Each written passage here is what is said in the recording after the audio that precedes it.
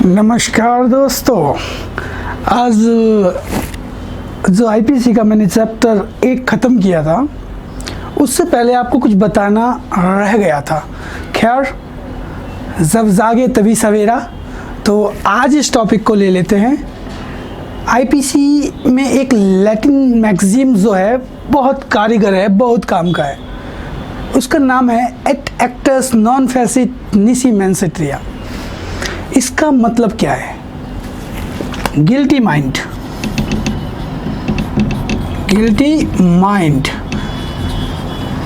Plus guilty act.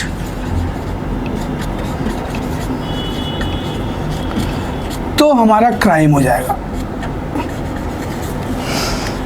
मतलब guilty mind plus guilty act is equal to crime. एट एक्टर्स नॉन फेसिट निसी मैंसेट्रिया मतलब guilty mind plus guilty act is equal to crime. दोनों में से अगर एक की भी एब्सेंस है तो वो क्राइम नहीं है। अब इसको एग्जाम्पल से समझते हैं। गिल्टी माइंड मतलब ऐसी भावनाएं जो कि दिमाग में आती हैं कुछ क्राइम लायक, किसी का बुरा कर देना, किसी को निस्ते नाबूद कर देना। जैसे कोरोना जो आया है वो गिल्टी माइंड के साथ आया है कि भारत क्या पूरे वर्ल्ड को बर्बाद कर दूंगा, और लोगों के पास जो लॉकडाउन में जूझ रहे हैं जितना पैसा है सब खत्म कर दूंगा, भीख मंगवा दूंगा। इस गिल्टी माइंड से आया है। ये उसका माइंड है। अब वो उसी अकॉर्डिंग एक्ट भी करना चालू कर दे रहा है, लोगों के फेफड़ों को जाके चूहों की तरह कुतर दे रहा है। तो उसने गिल्टी एक्ट करना भी चालू कर दिया। तो कोरोना ने क्या कर दिया? एक क्राइम कर दिया।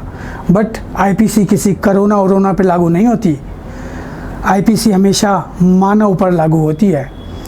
तो अब कोरोना को हटा देते हैं साइड में, एक एग्जाम्पल के लिए दिया था ये। तो कोई मानव किसी के प्रति कोई मैलिशियस इंटेंशन रखता है, द्वेष भावना रखता है, उसका दिमाग में कुछ षड्यंत्र चल रहा है, कोई पाप चल रहा है, कोई अपराध चल रहा है, कोई अमाननीय एक्ट चल रहा है दिमाग में। मैंने सामाजिक विज्ञान की किताब में पढ़ा था, पाप है, अपराध है, जो भी पीछे लिखा होता था, बहुत पहले की बात है।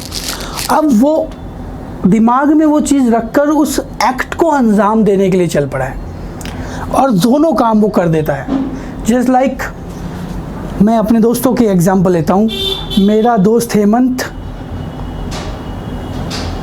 उग्रू को जान से मारने के लिए सोचता है, हथियार जुटाता है। अब उसके माइंड में गिल्टी आ चुकी है। अब वो हथियार जुटाना चालू करता है, एक्ट करना चालू कर देता है।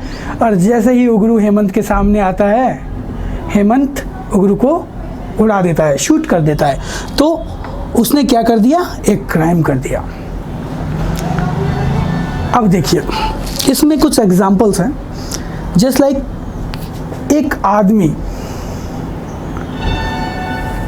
दूसरे आदमी को चलती ट्रेन से फेंक देता है, और जो आदमी चलती ट्रेन से गिरता है, वो जहाँ गिरता है वहाँ के गांव वाले देखते हैं यार ये कौन आदमी पड़ा है, और उसे मुर्दा समझकर, मरा हुआ समझकर उसको जला देते हैं। तो हेमंत का गिल्टी माइंड था, उसने उसको मारने के आशय से, इंटेंशन से उसको ट्रेन से फेंक दिया। और गांव वाले, उनका गुड फेथ था, उन्होंने कहा एक लाश पड़ी है, बदबू मारेगी, चील कौवे खाएंगे, पॉल्यूशन फैलाएगी, स्वच्छ भारत अभियान को ख़राब कर डालेगी। तो उन्होंने क्या किया कि यार 20 तू निकाल, 40 तू निकाल, 2000 तू निकाल, चंदन की लकड़ियाँ लाते हैं और फूंक देते हैं इस लाश को, नहीं तो गाँव में बीमारियाँ फैल जाएंगी। उन्होंने उसको जला दिया। अब वो जिंदा आदमी जब जल गया तो यहाँ गिल्टी माइंड था। उसने जब उसको ट्रेन से फेंका, हेमंत ने उग्रू को जब ट्रेन से फेंका, तो उग्रू मरा नहीं था। तो गिल्टी माइंड था मगर गिल्टी एक्ट नहीं हुआ। मगर गांव वालों ने उस इंसान को, जिनका गुड फेथ में कि गांव में लाश सड़ेगी, कोरोना फैलेगा, तो उन्होंने उस इंटेंशन से उसको डिस्पोज कर दिया बॉडी को। देखो कितने गांव वाले नेक दिल इंसान है कि किसी अन्य की बॉडी की मुखाग्नि कर दी उन लोगों ने। तो जैसे ही जलाया, वही सब गिल्टी एक्ट हो गया। तो अब उनका गिल्टी माइंड नहीं था, तो क्राइम नहीं बन रहा। यहाँ दोनों तरफ से क्राइम नहीं बन रहा। तो ये जो हमारा लैटिन मैक्सिम है ये यही बताता है एट एक्टस नॉन फैसिट निसी मेंसिट रिया कि guilty mind plus guilty act मिलकर ही एक क्राइम बनता है। इसके अलावा क्राइम नहीं बनेगा, और बनेगा भी तो फिर एक पर्टिकुलर जो ऑफेंस आपने किया है या जो एक्ट आपने किया है उसके लिए आप लाइबल होंगे। यहाँ जो एक्ट हो रहा है उसके लिए लाइबल नहीं होंगे। एक व्यक्ति क्या, मेरा दोस्त गुरु, वो हेमंत को पहाड़ पर ले जाता है, बियर पिलाता है। बियर के अंदर एंटीग्यूटी, 100 पाइपर, ब्लेंडेड स्प्राइट और विभिन्न मादक पदार्थ एक साथ मिला देता है कि उगरू जो है उड़ सके। उगरू उड़ के नशे में हो जाता है और हेमंत उसे धक्का मार देता है। थोड़ा सा कन्फ्यूजन हो जाए तो कोई टेंशन मत लीजिएगा, इंटेंशन को समझिएगा मैं आपको क्या समझाना चाहता हूँ। जब पहाड़ से एक व्यक्ति दूसरे व्यक्ति को धक्का मार देता है, गिल्टी माइंड है उसका, उसको जान से मारने का आशय है और एक्ट भी कर रहा है, उसको पहाड़ से धक्का दे देता है, मगर पहाड़ से गिरकर भी वो बंदा बच जाता है और सब ठंडे से रात को मर जाता है। तो एक्ट तो किया मगर उसकी मृत्यु का कारण कुछ और बना, तो क्या ये उसके मर्डर के लिए लायबल है? तो ऐसी विभिन्न बातें हैं इसके अंदर।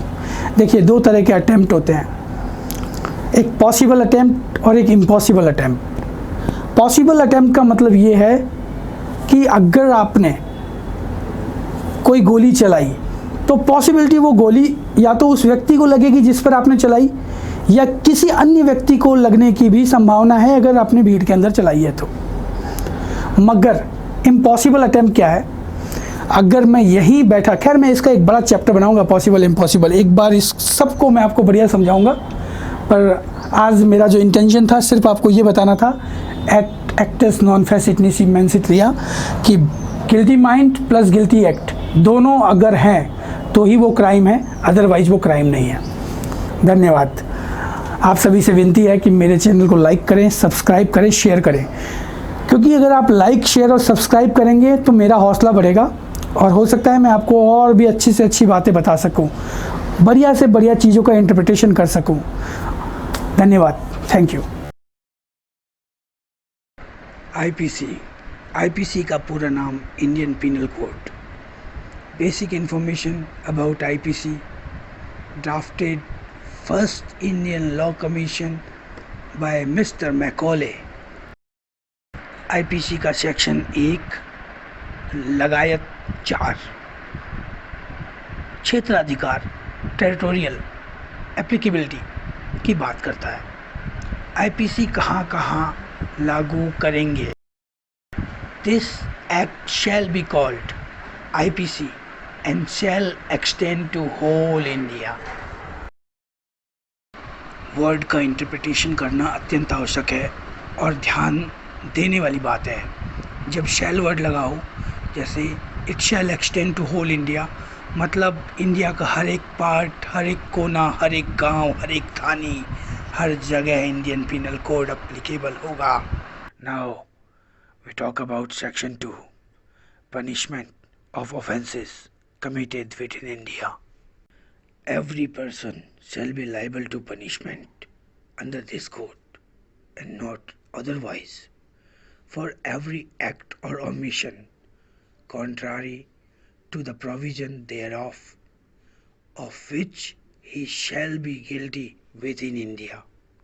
This provision refers to intra-territorial operation. Let's take a look at the definition again. Every person means any person who is American, Russian, Italian, Brazilian, anybody else shall be liable to punishment. What rank, what caste, what creed, the person or whoever violates any provision is liable to punish. For every act and omission, act which prohibited by law, and omission means the person is bound to do that act. He is legally bound, but he is not doing that act. That is called omission. Okay, let's understand with a famous case, Mubarak Ali versus State of Bombay. A national of Pakistan made a certain false representation from Karachi by letter, by telegrams, or the telephonic means. At Bombay, the Supreme Court held that the Pakistani national was subject to the jurisdiction of the Indian court. Okay, let's make it easier. इन असोप case में क्या हुआ, एक foreigner India के जहाज पर एक महिला के साथ अननेचुरल ऑफेंस करता है, जो आईपीसी 377 के अंदर डिफाइंड है कि कोई भी व्यक्ति किसी भी महिला, पुरुष या फिर किसी जानवर के साथ इंटरकोर्स करता है, मतलब अननेचुरल इंटरकोर्स करता है, जो कि दंड है। और वह फॉरेनर इस बात का डिफेंस लेता है कि हमारे देश में यह सब जायज़ है। उस फॉरेनर के डिफेंस को इस ग्राउंड पर खारिज कर दिया जाता है कि यह इंडियन पिनल कोड के अकॉर्डिंग दंड है और आपने यह अपराध इंडियन जहाज पर किया है, जो कि भारत की टेरिटोरी में आता है। Now we talk about Section 3, punishment of offences committed beyond but which by law may be tried within India. Let's cover the definition. Any person liable by any Indian law to be tried for the offence committed beyond India shall be dealt with according to the provision of this code. For any act committed beyond India in the same manner, if any person commits any act beyond India for which he is liable by Indian Act, the matter to be taken care of according to the provision of this code. The offence would have been committed within India. For example, if an Indian commits an offence of adultery in England, which is not an offence in that country, he may be prosecuted in India because the act is an offence in India. सीधे शब्दों में बात कहें तो IPC हर Indian citizen के pocket में है। वह अपने पॉकेट में, अपने पर्स में, अपने बटुए में आईपीसी को रखकर पूरा जहान घूमता है और वो जहाँ भी जाता है आईपीसी को अपने साथ ले जाता है। ऐसे कुछ एक्ट्स जो भारत के कानून के अकॉर्डिंग क्राइम है बट फॉरेन के कानून के अकॉर्डिंग क्राइम नहीं है, लाइक जुआ खेलना। मगर आप अगर यह जुआ फॉरेन में खेलते हैं तो वह क्राइम नहीं है, इट इज़ नॉट क्राइम। और कई देशों ने इसे लीगल कर रखा है। हॉट हाउस, आप किसी वेश्या के घर जाते हैं तो या तो ये क्राइम है या कई देशों ने इसे लीगलाइज कर रखा है। तो अब अपना भारतीय व्यक्ति विदेश जाकर विदेशी हो जाता है और सिटीजनशिप उसकी इंडिया की ही रहती है और वह वहाँ जाकर ऐसा कोई अपराध जो भारत के अंदर क्राइम है, दंड है, वह दंड पाने के लिए ऐसा कार्य करता है। वह व्यक्ति जैसे ही भारत आएगा या उसकी कंप्लेन होगी तो जिस भी जुरिडिक्शन में वह व्यक्ति रहता है वहाँ के मुताबिक उस पर जहाँ वह विराजता है भारत में किसी भी लोकल जगह या लोकल जुरिडिक्शन जहाँ पर भी वह रहता है उस पर कोर्ट के द्वारा उस पर केस चलाया जा सकता है। Extension of this code to extra territorial offences. The provision of this code apply also for any act, any offence committed by first any citizen of India in any place without or beyond India. इसका शाब्दिक मतलब ये है कि भारत के बाहर किसी भी जगह पर, Uganda, America, Australia, any place else, किसी भी सिटीजन ऑफ इंडिया मतलब भारतीय नागरिक द्वारा कोई भी कृत्य ऑफेंस है, क्योंकि he is walking with IPC, अपने पॉकेट में आईपीसी डालकर घूम रहा है वह व्यक्ति। आईपीसी का सेक्शन 4 का सब क्लोज 2 क्या बोल रहा है? तो ये बोल रहा है एनी पर्सन, चाहे वो अमेरिकन हो, ऑस्ट्रेलियन हो, जापानी हो, ब्राजीलियन हो, इंडियन हो, कोई भी, ऑन एनी शिप और aircraft registered in India, wherever it may be, चाहे वो शिप किसी भी जगह पे हो, चाहे वो एयरक्राफ्ट हवाई मार्ग से किसी भी देश के ऊपर से गुजर रहा हो, मगर वो रजिस्टर्ड इंडिया की गवर्नमेंट के द्वारा है, तो वो इंडियन टेरिटरी है एक तरह से। वो जहाज़ जो आसमान में चल रहा है वो इंडियन टेरिटरी है। वो जहाज़ पोत जो पानी में चल रहा है, शिप जो कहीं पे भी किसी भी देश से गुजर रहा है पानी के अंदर, वो इंडिया की टेरिटरी है। आईपीसी के सेक्शन 4 का सब सेक्शन 3 बात करता है any person in any place without and beyond India committing offence targeting a computer resources located in India. कोई भी व्यक्ति, यहाँ पे भी एनी पर्सन दिया है, कोई भी व्यक्ति, चाहे वो जापानी, चाइनीज़, एनी मतलब इंडियन भी हो सकता है, बट वो जो मेन है कहीं किसी भी देश में बैठा हो और उस देश से बैठकर टारगेट करता है ऐसे कंप्यूटर को जो कि इंडिया में है, और वहाँ से उसको टारगेट करके वो कुछ हार्म करना चाहता है। जस्ट लाइक दैट जो डेफिनेशन है वो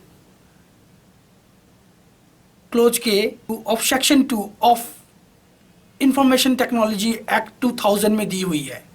जो डेफिनेशन इस प्रकार से दी हुई है, computer resources means a computer network, a system, a database और सॉफ्टवेयर। एक्सप्लेनेशन में जो पहला वर्ड लिया गया है ऑफेंस, उसमें बताया गया है कि offence includes every act committed outside India,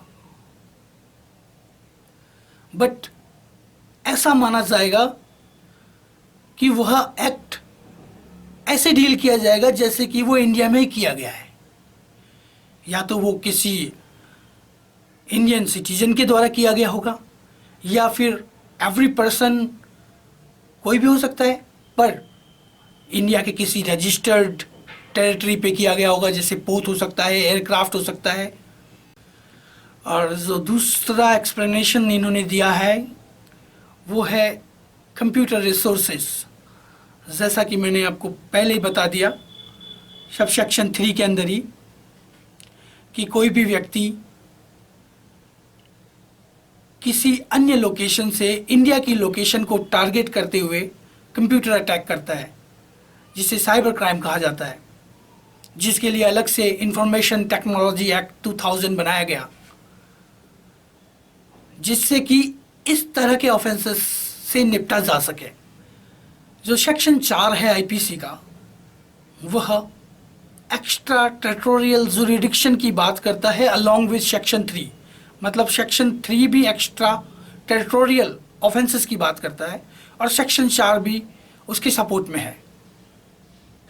jurisdiction can be claimed on the basis of citizenship. जो जुरिडिक्शन है किस तरह से आईपीसी में आता है, वह या तो सिटीजनशिप के द्वारा लिया जाएगा या टेरिटोरी के अकॉर्डिंग लिया जाएगा। This section lays down a principle, if the offence committed by an Indian citizen, the provision of this code make him amenable to Indian jurisdiction, whether he may have committed the act wherever he may residing. It does not matter at all. Even if the offense is committed without and beyond India. Like an example, the Indian citizen commits an offense of adultery, 497 of IPC, in England, then उसको वैसे ही deal किया जाएगा जैसे कि IPC deal करती, कि वो England के अंदर एडल्ट्री कर रहा है। अगर वो एडल्ट्री इंग्लैंड में क्राइम नहीं है तो ये इंडियन के अकॉर्डिंग क्राइम है, इंडियन लॉ के अकॉर्डिंग क्राइम है, और you are a Indian citizen, so IPC आप पे अप्लाई होगी। तो आप ये नहीं कह सकते कि I got marry with a girl in India and now I am living in England and I am doing number of affairs, or making number of affairs, or having fun. What the hell are you doing, man? भारतीय संस्कार है कि नहीं है? आपने शादी यहाँ की, इंग्लैंड रह रहे हो, एडल्ट्री वहाँ क्राइम नहीं है, तो इसका मतलब ये थोड़ा ना है कि आप अपनी वाइफ को चीट करोगे। मानता हूँ कि आजकल एडल्ट्री इंडिया के अंदर भी क्राइम नहीं है, बट डिवोर्स का ग्राउंड है। सो कोई भी ऐसा कृत्य ना करें जिससे आईपीसी आप पर अप्लाई हो। नाउ फिर देखते हैं सब सेक्शन 2 ऑफ सेक्शन 4। अब ये क्या कहता है? ये एक प्रिंसिपल लेज डाउन करता है। ये कहता है प्रिंसिपल ऑफ इंटरनेशनल लॉ। भाई कोई भी पोत, कोई भी एयरक्राफ्ट, शिप, एयरक्राफ्ट जो रजिस्टर्ड इन इंडिया है और उस पर क्राइम होता है, तो जो आईपीसी है वह उस पर अप्लाई होगी और वह आईपीसी से दंडित किया जाएगा। एक केस लो है mayor hence George versus state. इसमें एक जर्मन नेशन का व्यक्ति जो कि एक पोत पर गोल्ड ला रहा था, जो एक एक्ट है फॉरेन एक्सचेंज रेगुलेशन एक्ट 1947, उसके तहत उसने कुछ छुपाने की कोशिश की। जब वो मुंबई पहुंचा तो वहाँ पर उसको पकड़ लिया गया और कहा कि आपने एक अपराध किया है और यह अपराध आपने बॉम्बे में किया है, तो आप पे आईपीसी लागू होगी। ये सुप्रीम कोर्ट ने डिसीजन दिया था।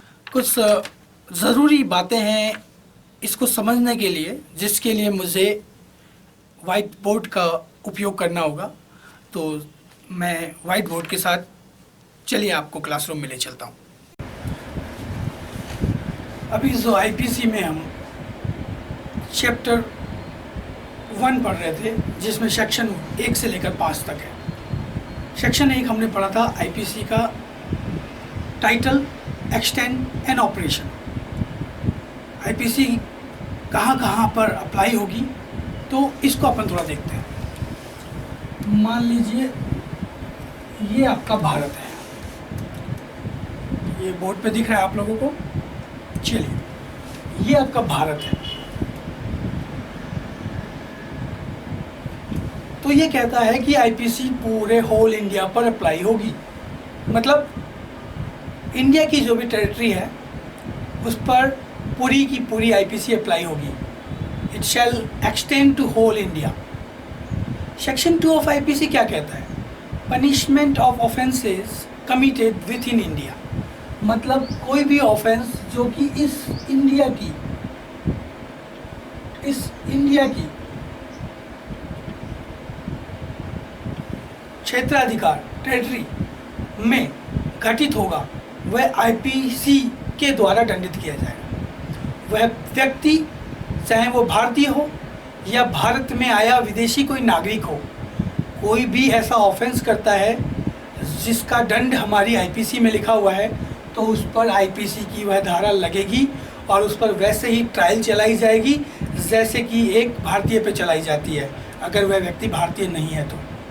और भारतीय है तो उस पर तो आईपीसी लगना लाजमी है। ठीक है, सो हमने आईपीसी का सेक्शन 1 देखा, जिसमें टाइटल एक्सटेंड एंड ऑपरेशन की बात कर रहा था कि it shall extend to whole India. मैंने इंडिया आप लोगों को बता ही दिया कि ये जो आप घेरा देख रहे हैं ये पूरा भारत है, और जो बाहर वाला घेरा देख रहे हैं ये पूरा संसार है। तो आईपीसी पूरे भारत के अंदर तो अप्लाई होगी। सेक्शन 2 ये कह रहा है punishment of offences committed within India. अब कोई भी ऐसा अपराध जो कि आप करते हैं भारत के क्षेत्राधिकार के अंदर, भारत की टेरिटरी के अंदर, तो उसके लिए आपको आईपीसी के अकॉर्डिंग दंड मिलेगा। और जिस तरह से डेफिनेशन में भी लिखा हुआ है, every person shall be liable to punish under this code.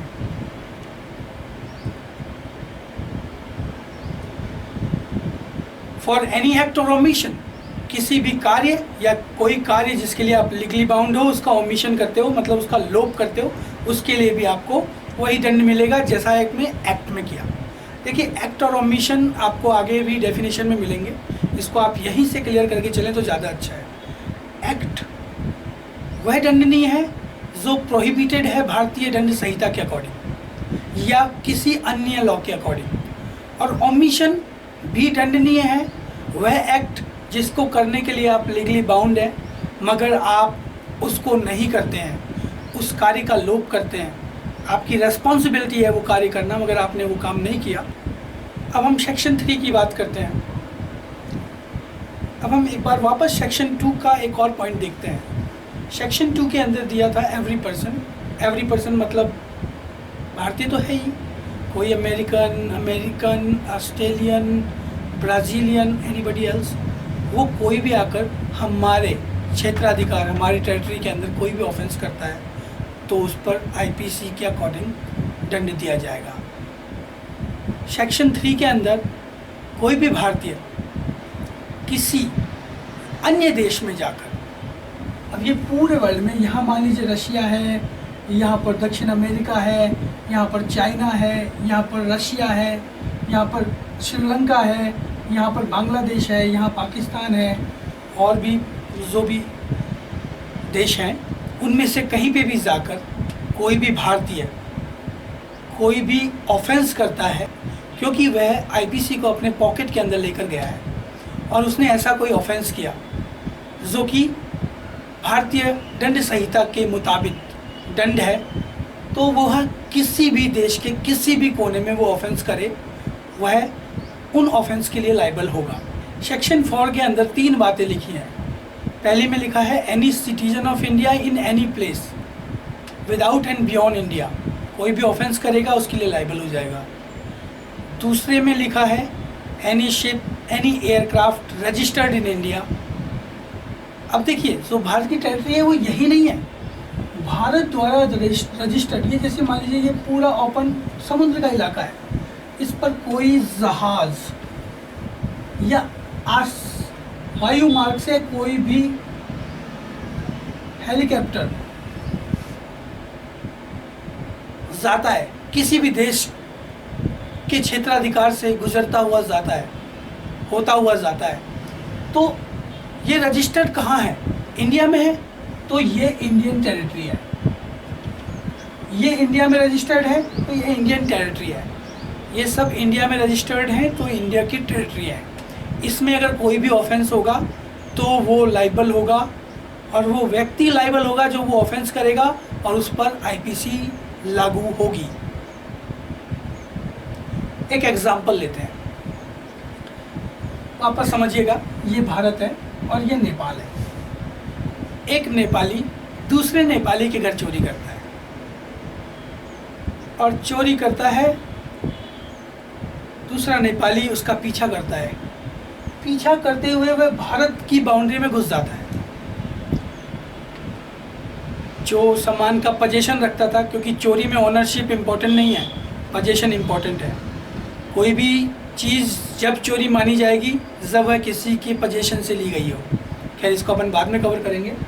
तो जो दूसरा व्यक्ति पीछा करता हुआ आ रहा है और जिसने चोरी की है, वो दोनों ही भारत की टेरिटरी में घुस गए, और नियरेस्ट थाने पर जिसके पास पोजीशन थी उसने उस चोर को पकड़ लिया, और वहीं पर एक पुलिस चौकी थी, भारतीय पुलिस चौक, उसने वहाँ पर उनसे हेल्प मांगी कि साहब ये इस तरह से चोरी करके लाया है मेरे यहाँ से। चोरी कहाँ हुई थी? नेपाल में। और दोनों ही सिटीजन ऑफ इंडिया नहीं है, तो क्या इन पे आईपीसी लागू होगी? इन पर आईपीसी लागू अभी नहीं होगी, क्योंकि 378 और 379 के अकॉर्डिंग आप आईपीसी का चार्ज इन पर नहीं लगा सकते। मगर आईपीसी लागू कैसे करते हैं? मगर जो स्टोलन प्रॉपर्टी जो दूसरा व्यक्ति चुरा कर लाया है वो भारत के अंदर बरामद हुई है, तो 411, 410 उसका ऑफेंस बना सकते हैं और आईपीसी के अकॉर्डिंग ट्रायल होगी। Certain laws not to be affected by this act, मतलब सर्टन लॉज, जो लॉज पहले से ही बना दिए गए हैं, just like Indian air force act, Indian navy act और इंडियन आर्मी एक्ट, शायद 1950, 1957 और 1950, मुझे थोड़ा सा कन्फ्यूजन है कि कौन सा एक्ट कब का है, बट नॉट टू वरी, आप लोग चेक कर सकते हैं कमेंट्री की बुक में, शायद मैं ही चेक करके बता देता हूँ।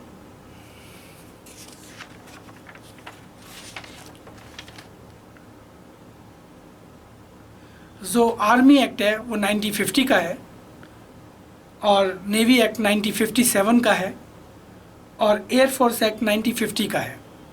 मतलब इसने जो पहली हेडिंग लिखी है, जो पहली हेडिंग में इसने बात लिखी है वो लिखी है certain laws not to be affected by this act. तो सर्टेन लॉज जो ऑलरेडी डिसाइडेड लॉज हैं जिन चीज़ों को डील करने के लिए, जस्ट लाइक इसमें कुछ शब्द दिए हैं जैसे immunity, desertion of officers, airman, seller और सोल्जर, इन सब वर्ड्स, मतलब और जो गवर्नमेंट ऑफ इंडिया में प्रेजेंटली वर्किंग में है, मतलब तो इन सब लोगों के लिए स्पेशल लॉ है। तो वो स्पेशल लॉ जो है, जैसे कि मिलिट्री एक्ट हुआ, जो आर्मी एक्ट है, नेवी एक्ट है या एयरफोर्स एक्ट है, तो इन पर यही लॉज अप्लाई होंगे। Certain laws not to be affected by this act. IPC का कोई भी एक्ट इनके ऊपर नहीं लगेगा।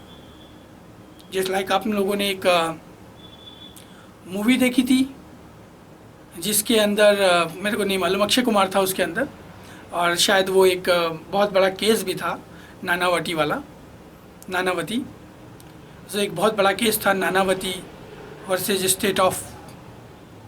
स्टेट मान लीजिए, स्टेट ऑफ महाराष्ट्र है।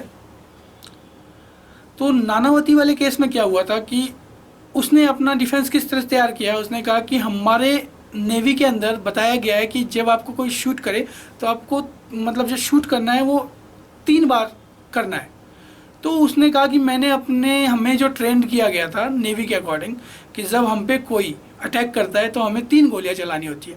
तो मैंने उसी क्रम में वो गोलियां चलाई जिससे उसकी क्षतिकारित हुई और उसका मतलब स्वर्गवास हो गया, नरकवास हो गया, वटेवर जो भी हुआ। तो जो उसने 3 बार गोलियां चलाई वो उसकी एक ट्रेनिंग का पार्ट था और उसने उसका वहाँ पर यूज किया, पर खैर अपने को वो मतलब नहीं है। तो जैसे कि उस समय जूरी बैठती थी और वो केस चला था, मतलब ऐसे में अगर कोई व्यक्ति इंडियन गवर्नमेंट सर्विस के अंदर कार्यरत है तो उस पर, जैसे कि सोल्जर हुआ, सेलर हुआ, एयरमैन हुआ, या immunity of and desertion of officers, ये सब मिलिट्री के ही पार्ट्स हैं। अधिकतर कोर्ट मार्शल इनके लिए लॉ बनाया गया है। और बाकी आपको बता ही दिया गया कि जिस तरह से नेवी एक्ट है, जिस तरह से नेवी एक्ट 1957 का है और आर्मी एक्ट 1950 का है और एयरफोर्स एक्ट 1950 का है। तो ये जो एक्ट हैं ये बताते हैं कि ये ऑलरेडी इन लोगों के लिए बन चुके हैं।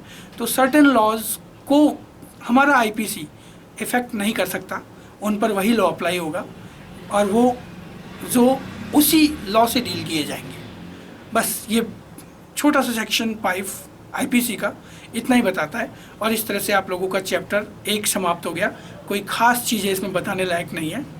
बस ये मान लीजिए कि पहला जो वर्ड है इसमें जो इसकी डेफिनेशन दी है उसी में से आप इसका पूरा अर्थ निकाल सकते हैं। इसमें लिखा है certain laws not to be affected by this act, मतलब जो लॉज पहले से ऑलरेडी उन लोगों को पनिश करने के लिए या ट्रायल चलाने के लिए तैयार हैं, किन लोगों को, तो इसमें डिफाइन कर दिया कि कोई सोल्जर हो गया, कोई इम्यूनिटी हो गई, कोई डिजर्शन ऑफ ऑफिसर्स हो गए, कोई मतलब एयरमैन हो गया, तो इन लोगों पर आईपीसी इफेक्ट नहीं करेगी, वह अपने लॉ से ही डील किए जाएंगे। Thank you. कहने का ये मतलब है, सेक्शन 6 ये कहना चाह रहा है कि देखिए आईपीसी के अंदर जितने भी अपराध हैं और जितने भी पीनल प्रोविजंस हैं, ऑफेंस हैं, पीनल प्रोविजंस हैं, इलस्ट्रेशंस हैं, एक्सप्लेनेशंस हैं, मतलब जितनी भी डेफिनेशन दे रखी है किसी भी अपराध की, तो ये जो है सेक्शन 6 आपको साफ कह रहा है कि भैया जनरल एक्सेप्शन जो दे रखे हैं भाग 4 के अंदर, अध्याय 4 में, चैप्टर 4 के अंदर 76 से लेकर 106 तक, वह जनरल एक्सेप्शन हर एक डेफिनेशन ऑफ ऑफेंस, हर एक पीनल प्रोविज़न, हर एक इलस्ट्रेशन के साथ पढ़े जाएंगे। कहने का मतलब ये है कि आईपीसी की आप किताब देखते हैं, इसमें चोरी की परिभाषा, एक्सटॉर्शन की परिभाषा, मर्डर की परिभाषा, रेप की परिभाषा, डिफेमेशन की परिभाषा और विभिन्न अपराधों की परिभाषा दे रखी है।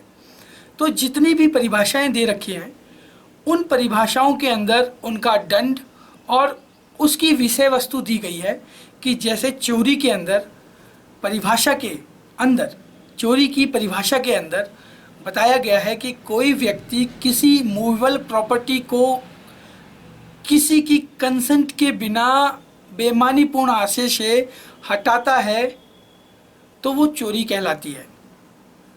तो अब यहाँ चोरी कर ली उसने, चोरी की डेफिनेशन में कॉल करता है जो भी व्यक्ति किसी भी व्यक्ति के पोजीशन में पड़ी कोई भी मूवेबल प्रॉपर्टी को बिना उसे बताए उठा ले जाता है, इस आशय से उठा ले जाता है कि उस वस्तु से वो अपना फ़ायदा कर सके, तो उसने चोरी कर ली। अब चोरी कर ली तो चोरी की डेफिनेशन में आ गया और उसने सारे कृत्य किए जो चोरी की डेफिनेशन में आ गए।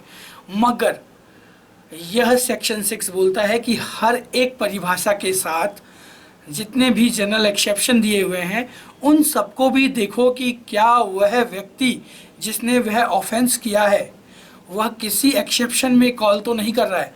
जस्ट लाइक चोरी करना बेईमानी पूर्वक आशय से अपराध है, मगर क्या पता किसी ने किसी को चोरी करने के लिए भेजा हो और जिसे उसने भेजा हो उसका चोरी करने का कतई इरादा नहीं हो, मगर मजबूरी में वो चोरी कर रहा हो सकता है कि उसने उसके परिवार वालों को बंधक बना के रख लिया हो और दूसरे के घर भेजकर बोला है कि वो हीरे जो राम बाबू शुक्ला के तकिए के नीचे पड़े हैं उसे उसके तकिए के नीचे से निकाल कर चुरा लाओ, उसे बिना बताए।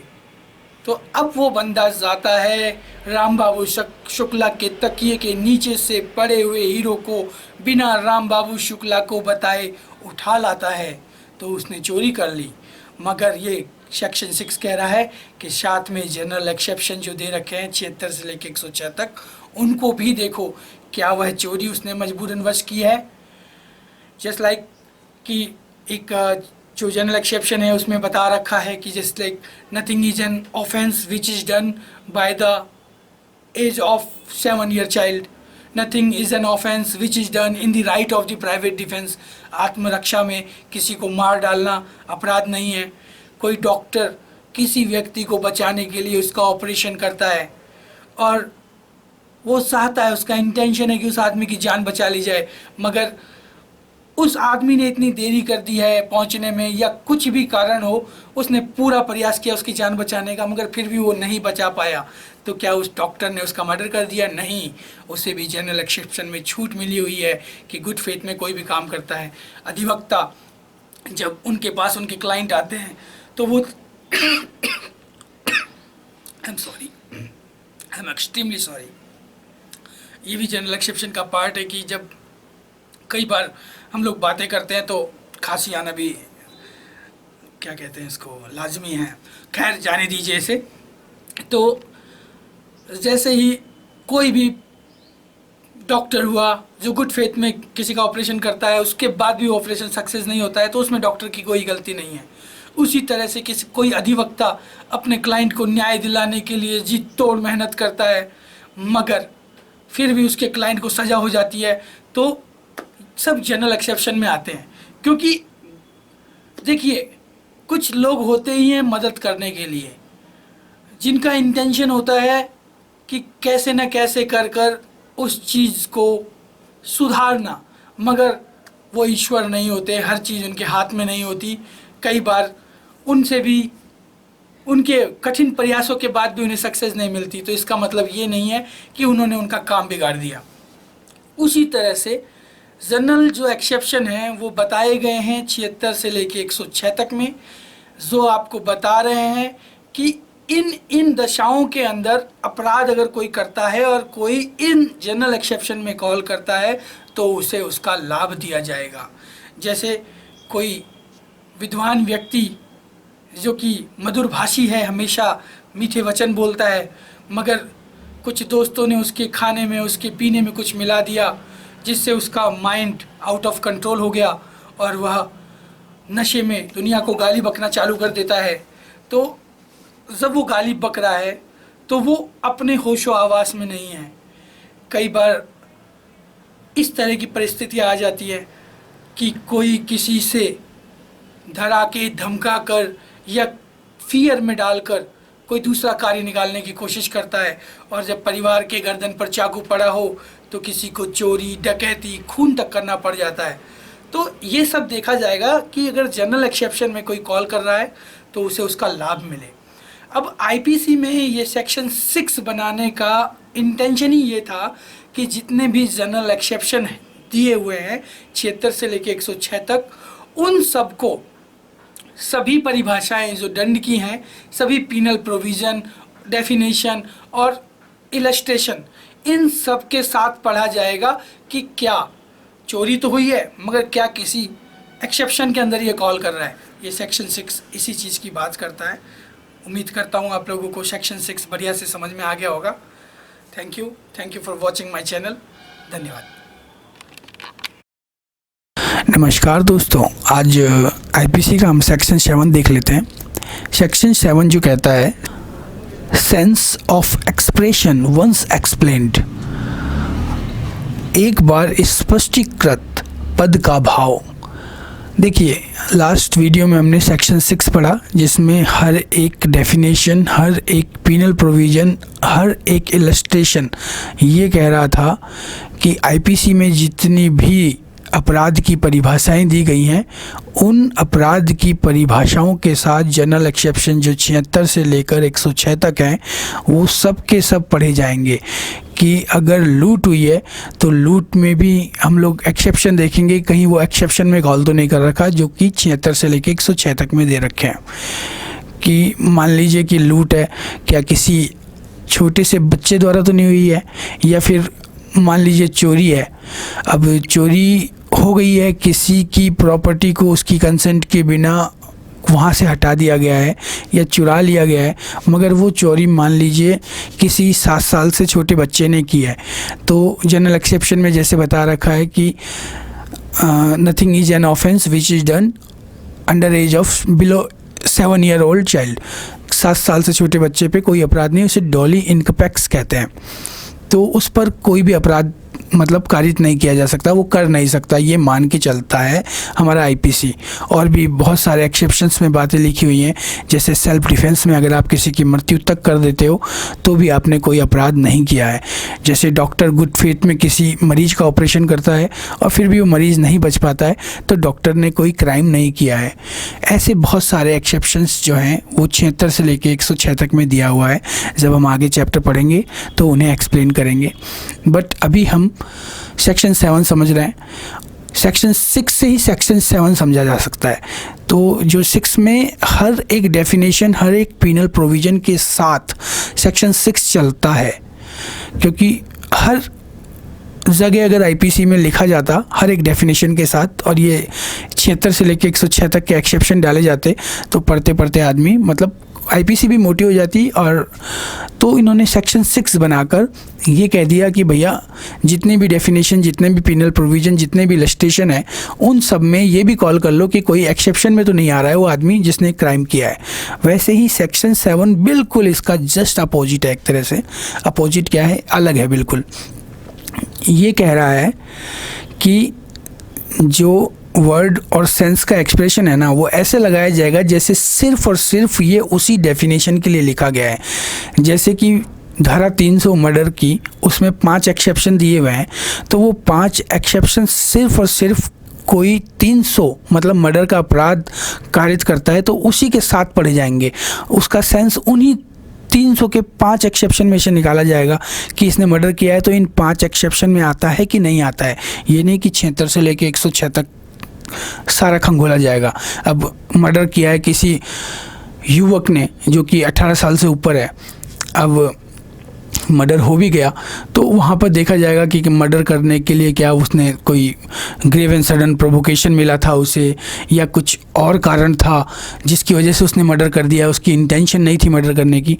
सिर्फ 300 के अपवाद जो 5 दे रखे हैं उनमें से पढ़ा जाएगा, या विभिन्न हर एक सेक्शन में जो उनका इलस्ट्रेशन और जो उनका अपवाद और जो उनका विषय वस्तु कह रही है, सिर्फ उससे उस सेंस को लगाया जाएगा। हर चीज़ मतलब जनरल एक्सेप्शन को नहीं घुसाया जाएगा उसमें, मगर सेक्शन 6 की डेफिनेशन के अकॉर्डिंग हर एक अपराध के साथ सेक्शन 6 लगाया जाएगा। और ये जो इलस्ट्रेशन या फिर जो एक्सेप्शन सेक्शन 7 में दिए हुए हैं, ये इसका तात्पर्य यही है कि जो सेक्शन है और जिसमें जिसके एक्सेप्शन, जिसके इलस्ट्रेशन दे रखे हैं, सिर्फ उन इलस्ट्रेशन, उन एक्सेप्शन का सेंस सिर्फ उसकी ही धारा के लिए लगाया जाएगा जिसमें वो लिखे गए हैं, अन्यथा नहीं लगाया जाएगा। यही छोटा सा हमारा सेक्शन है, सेक्शन 7। सेक्शन 8 को भी आप चाहें तो कवर कर सकते हैं आज ही, मगर थोड़ा सा ये बड़ा है। सेक्शन 8 जो बात करता है वो है जेंडर की। जेंडर मतलब लिंग। जो लिंग है इसमें छोटा सा वर्ड लिखा है, the pronoun he and its derivatives are use of any person whether male और फीमेल। मतलब जो ही वर्ड है वो मैन, मेल और फीमेल दोनों के लिए यूज किया जाएगा। जैसे कि ही मेड अ थेफ्ट, उसने चोरी की, तो ही जब लिखा हुआ है तो आप जब इसका इंटरप्रिटेशन करेंगे तो ये सोचेंगे कि जो चोरी है वो ही लिखा हुआ है, मतलब महिला भी कर सकती है और पुरुष भी कर सकता है। आप सिर्फ पुरुष पे नहीं जाएंगे कि यहाँ ही लिखा हुआ है तो सिर्फ और सिर्फ वो चोरी किसी मेल ने की होगी। जब आईपीसी ने आपको कह दिया कि जेंडर ही डेरिवेट्स किया जाएगा मेल और फीमेल दोनों के लिए, तो हम लोग दोनों ही सेंस में लेके चलेंगे। ये हमें आगे मालूम पड़ेगा उस बात को पढ़ने से कि वो मेल है या फीमेल है। चलिए इसके कुछ एग्जाम्पल ले लेते हैं, तब आपको समझ में आएगा। जैसे कि मान लीजिए थोड़ा सा अपन ग्रामर पढ़ लेते हैं, हालांकि मेरी ग्रामर इतनी स्ट्रांग नहीं है। मेल एक कॉमन नाउन है, ये पूरी मनुष्य जाति का संबोधक है, और वुमेन भी एक कॉमन नाउन हो गया, ये पूरी नारी जाति का संबोधक है। अब ये मेल और फीमेल दोनों ही कॉमन नाउन हो गए। अब जैसे मान लीजिए कि सेक्शन 354 को निकालते हैं अपन, उसमें जो परिभाषा दी गई है उसमें वर्ड यूज क्या है, whoever assaults or uses criminal force to any women. अब ये हु एवर वर्ड से होता है आपकी कोई भी, एनीबडी एल्स, मतलब हुएवर मतलब मेल भी हो सकती है फीमेल भी हो सकती है, मगर वो जो क्रिमिनल फोर्स यूज हो रहा है वो किसके खिलाफ हो रहा है, तो महिला के खिलाफ हो रहा है। 354A के अंदर चेंज करके लिखा है a man committing any of act, मतलब मैन द्वारा कमिट हो रहा है एनी ऑफ एक्ट, चाहे वो सेक्सुअल हरासमेंट हो, चाहे वो इंटेंट टू डिसरोब हो, एनी मैन के द्वारा मैन के द्वारा हो रहा है, तो इन्होंने जो मैन लिख दिया तो ये पूरे मानव जाति मतलब मनुष्य जाति जो कि मेल है उनका सूचक है। अब 354 भी मैंने बता ही दिया ऐसे करते करते कि वो डिसरोब की बात करता है, असॉल्ट और क्रिमिनल फोर्स की बात करता है, वो भी वहाँ पे भी एनी मैन वर्ड यूज किया हुआ है। 354 में देखते हैं जो पीछा करना है किसी का या घूरना है किसी को, सॉरी 354 है स्टॉकिंग, जो पीछा करना है किसी का, वहाँ पे भी एनी मैन कोई मानव जाति का होना चाहिए। चलिए 376 भी देख लेते हैं। 376 की भी जो डेफिनेशन की लैंग्वेज है वहाँ पे भी लिखा है a man is said committing rape if he. अब ये जो वर्ड अपन जेंडर में ही पढ़ रहे थे ये यहाँ इसने दे दिया। अब ये ही से अपन क्या लगाएं, इसने क्या कहा अपने को सेक्शन 8 के अंदर कि जेंडर जो है ही वो मेल और फीमेल दोनों के लिए यूज होता है, मगर रेप 375 में अगर आप पढ़ेंगे तो वहाँ पर लिखा है a man said to commit rape if he. अब ये ही आते ही यहाँ सेक्शन 8 लगाएं तो दोनों आने चाहिए, मगर इसने ऊपर ही अपनी इंटेंशन को क्लियर कर दिया कि जो बात की जा रही है वो मैन की जा रही है। A man is said to commit मतलब कोई नर कर रहा है इन सब हरकतों को, ठीक है। अब इसमें सी में दे रखा है sexual harassment by a person in authority. अब अथॉरिटी किसकी अथॉरिटी, किसी महिला की भी अथॉरिटी हो सकती है, किसी पुरुष की भी हो सकती है, मगर अंदर जब डेफिनेशन पढ़ेंगे तो आपको पता पड़ जाएगा कि वो किसकी बात कर रहे हैं। एक 376 के अंदर भी देखेंगे आप तो वहाँ लिखा हुआ है women is raped by one और मोर पर्सन। अब पर्सन आगे अगर आप देखें इसमें 11 में सेक्शन 11 में पर्सन की डेफिनेशन दे रखी है, तो पर्सन के अंदर भी जो दे रखा है वहाँ लिखा है the word person includes any company, association, body of person whether incorporated or not। तो body of person मतलब जो पर्सन है उसमें भी मेल और फीमेल दोनों आ सकते हैं, मगर हमें इसीलिए एक जो वर्ड्स हैं डेफिनेशंस के अंदर उनका इंटरप्रिटेशन करना अत्यंत आवश्यक है अगर आपको बढ़िया से उस कॉन्सेप्ट को समझना है। तो मैं उम्मीद करता हूँ कि मैंने आज सेक्शन 7, 8 और एक 11 पर्सन जो लिखा है वो भी उसमें ले लिया।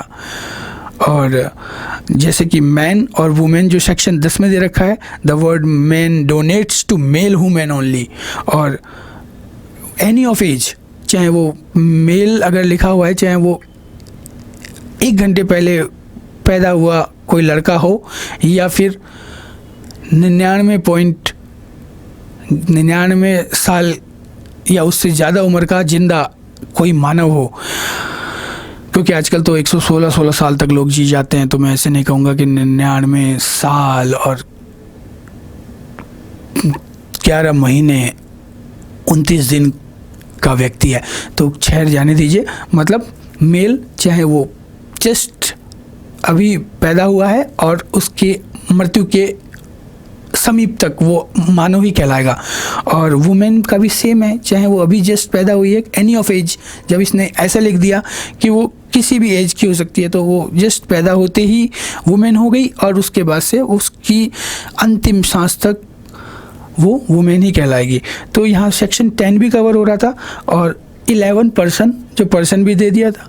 ये हमारी जो बातें हैं इस वाले वीडियो लेक्चर में क्लियर हो गई। इसमें जो छोटे छोटे वर्ड्स हैं इन पे पर्टिकुलर वीडियो बनाना इतना आसान नहीं है, मगर और मैं पूरी कोशिश करूँगा कि इनका भी एक अलग से पूरे मेहनत करके एक बढ़िया वीडियो बनाऊँ, बट मैं IPC को आगे बढ़ाने के लिए इनके छोटे वीडियो बना के चल रहा हूँ। Thank you for watching my channel.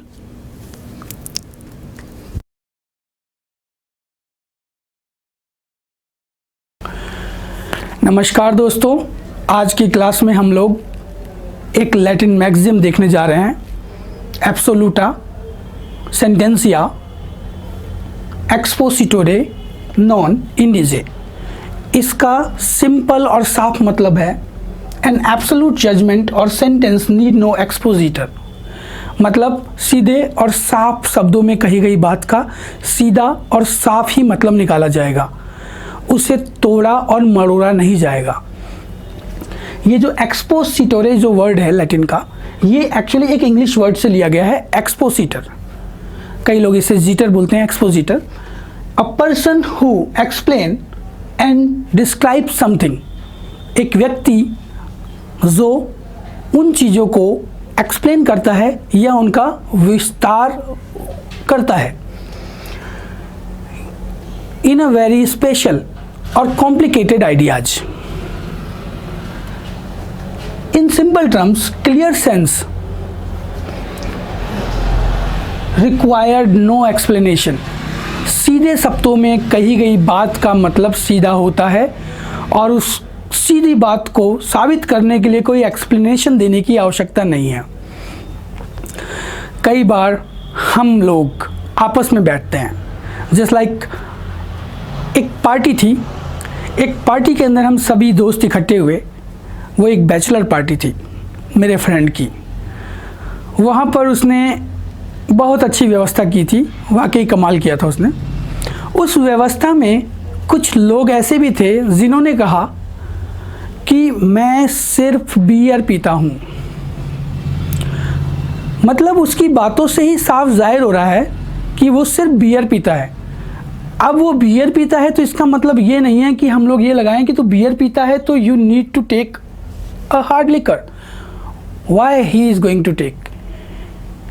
He is not going to drink any of hard liquor but he loves beer. तो वो बियर पीता है तो वो बियर के साथ ही अपनी पार्टी मनाएगा। तो वहाँ पर उसके शब्दों का इंटरप्रिटेशन करने की ज़रूरत नहीं है कि बियर पीता है तो हार्ड लिकर भी लेता होगा। वैसे ही आज अन्य खाने वालों के लिए एक नया वर्ड आ गया, एगिटेरियन। तो वो बोलते हैं कि मैं नॉन वेजिटेरियन नहीं हूँ, मैं तो एगिटेरियन हूँ, मतलब मैं सिर्फ अंडे खाता हूँ। तो देखिए, जो इन सिंपल टर्म्स अपन बोले कि clear sense required no explanation, जो साफ सुथरी शब्दों में बात कह दी गई है उसके लिए कोई एक्सप्लेनेशन की आवश्यकता नहीं है। मैं मीठा नहीं खाता तो इसका मतलब ये नहीं है कि तुम काजू कतली खा लो या तुम कुछ और बढ़िया मिठाई खा लो, तुम बंगाली मिठाई खा लो। अरे भाई, मैं मीठा नहीं खाता मतलब कोई मीठा नहीं खाता। ये जो आपका लैटिन मैक्सिम है ये प्रॉपर ये बात करता है। अब इस मैक्सिम को हम थोड़ा सा आगे चलते हैं। इस मैक्सिम में देखते हैं कि ये जो एक्सपोसिटर जो वर्ड है ये अपना इंग्लिश का एक वर्ड है एक्सपोसिटर से, जिसका मतलब होता है कि अ पर्सन डिस्क्राइब और explain something in a very complicated ideas. तो जो व्यक्ति है एक्सपोसिटर, वो किसी चीज़ को एक्सप्लेन और डिस्क्राइब करता है, चाहे वो मैटर कितना भी गंभीर, कितना भी कंठस्थ कठिन जो हो, मगर उसको वो सीधे और साफ शब्दों में एक्सप्लेन करता है। और फिर उस एक्सप्लेन किए हुए वर्डों का दूसरा मतलब निकालना गलत होगा। ये मैक्सिम सिर्फ और सिर्फ यही बताता है कि जो बात साफ और सीधे शब्दों में कही गई है उसका सीधा और साफ ही मतलब निकाला जाएगा, उसके लिए कोई दूसरा मतलब नहीं निकाला जाएगा। जैसे एक केस था Marbat Ali versus union of India. इस केस के अंदर जो इंटरप्रिटेशन हुआ वर्ड वो था लॉस, और दूसरा वर्ड था इसमें कंपनसेशन ऑफ लॉस। लॉस भी सेम चीज़ है और कंपनसेशन जो क्षतिपूर्ति होने वाली है वो भी लॉस के लिए होने वाली है। तो इस लॉस और कंपनसेशन ऑफ लॉस का अलग अलग मतलब नहीं निकाला जा सकता, ये दोनों एक ही हैं। जो भी लॉस हुआ है जिसको भी, उसको चाहे लॉस हुआ हो या उस लॉस की क्षतिपूर्ति की जा रही हो, क्योंकि इसी लॉस जो लॉस यहाँ हुआ है उसी लॉस की क्षतिपूर्ति यहाँ की जा रही है। इस केस में दो वर्ड्स थे, एक था डिस्ट्रक्शन और दूसरा था deterioration. An act of destroying something साफ कह रहा है। डिस्ट्रक्शन का मतलब है कि ऐसा कार्य जो किसी चीज़ को बर्बाद कर दिए जाने के लिए किया जाए। और डिटेरिएशन का क्या मतलब है? प्रोसेस ऑफ बिकमिंग वर्स्ट, किसी चीज़ को इतना बद से बदतर बनाने का कार्य किया जा रहा है। तो दोनों का मतलब सेम है। तो यहाँ पर ये लैटिन मैक्सिम का उपयोग किया गया था एब्सोल्यूटा सेंटेंसिया एक्सपोसिटोरे नॉन इंडिजे, मतलब कि जो भी क्लियर सेंस में बातें कही गई हैं, रिक्वायर्ड नो एक्सप्लेनेशन, उनको घुमा फिरा के पेश करने का कोई मतलब नहीं बनता है। मैं उम्मीद करता हूँ कि आप लोगों को ये जो लैटिन मैगज़ीन है ये बढ़िया से समझ में आ गया होगा।